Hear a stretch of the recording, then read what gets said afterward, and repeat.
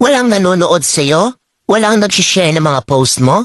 Konti lang ang viewers mo sa tuwing nagde-live ka? Hindi ka sinusuportahan ng mga kamag-anak mo?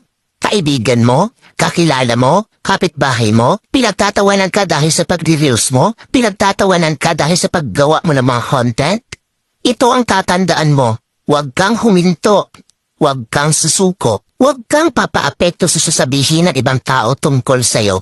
Ipakita mo sa kanila na may mararating ka. Dahil isang araw, kapag marami ka ng followers, kapag marami na ang sumusuporta sa'yo, kapag marami na ang nanonood sa'yo, kapag marami ka ng viewers, kapag marami na ang nagmamahal sa'yo at sumusuporta sa'yo, kapag marami ka ng payout, kapag sinasahod mo na ang sinasahod ng mga sikat na content creator, kapag mayaman ka na, kapag marami ka ng pera, ay manunood na yan sila sa'yo.